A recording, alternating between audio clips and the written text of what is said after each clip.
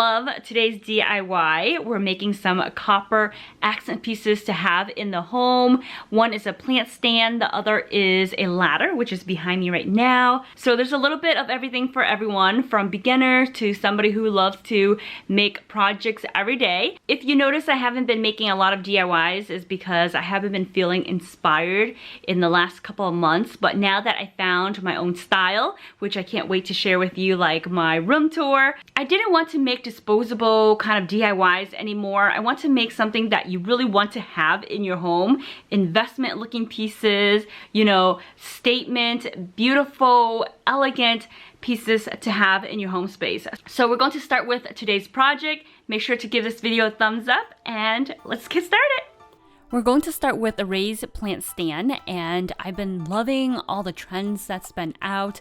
It really gives your house a nice, chic, modern look. So we're going to make ours copper, and this one is inspired by Pure Sweet Joy blog.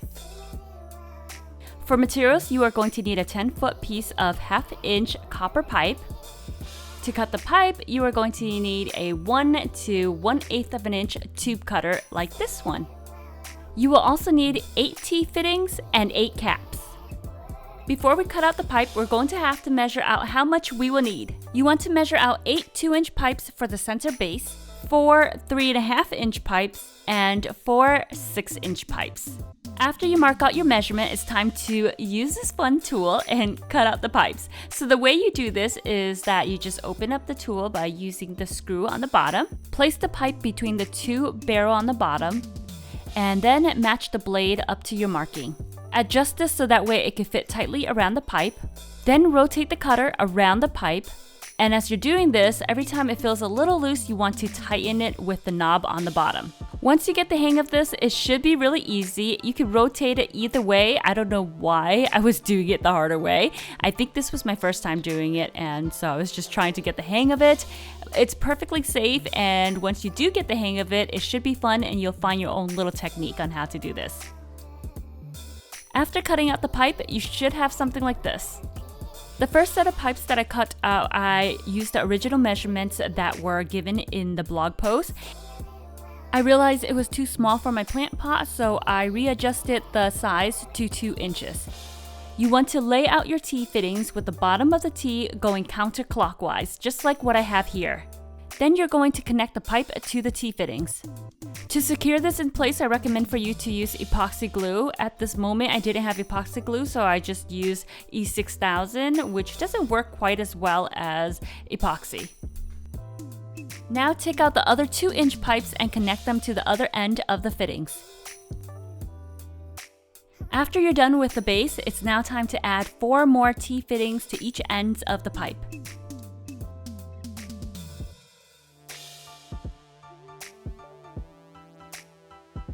Now you can connect in the rest of the pipe. The 6-inch pipe will be your legs, and the 3.5-inch pipe will be the extension up top of the plant stand.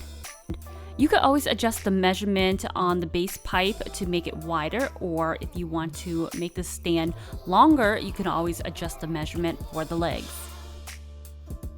To give the stand a finishing touch, glue on the end caps. Let your glue set overnight, and then you can place your plant on top of the stand.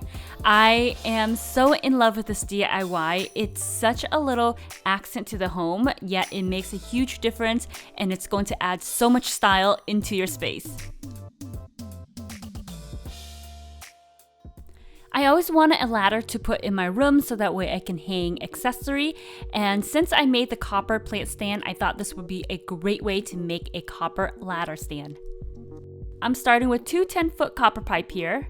The first thing we're going to do is lay out our measurements. We're going to cut the ladder up into 4 sections. The first bottom section of the ladder is going to be 20 inches, and then the next 3 are 15 inches. After marking my measurement on one pipe, I'm going to transfer that onto the second pipe. You will also need 3 more pieces for the center of your ladder, and you can make it as wide as you like. After making your marking, cut out your pipe. To connect the pipe together, you're going to need 6 T-fittings and 4 caps to finish the top and the bottom. When connecting everything together, you can use this construction adhesive, or you can also use this epoxy glue. I like to use a good amount of glue into the T-fittings and then I insert the pipe. Once you're done gluing all the pieces together, let this set overnight before using it. After the glue is set and dry, you can take your ladder out and use some nail polish remover or acetone to wipe off any of the weird prints that you see on the copper. I'm so in love with my new ladder stand. I like to place everything that I plan to wear on this ladder stand, and it just helps me organize my day and my outfits. This last DIY is for my beginner friends out there who are not into using tools but still want to make something. So I have so many old little home decor pieces sitting around that's outdated, and a good way to bring them back into life is to paint them over with some copper paint. If you're looking for copper paint, go to your local craft store. I got mine from Michael's and this paint very nicely. Make sure to clean everything with some warm water and soap or with some rubbing alcohol before spray painting them. I'm adding on my first layer of paint to my basket and my tray. Make sure to let your paint dry completely before painting over a second layer. I would give it a couple of hours before doing so.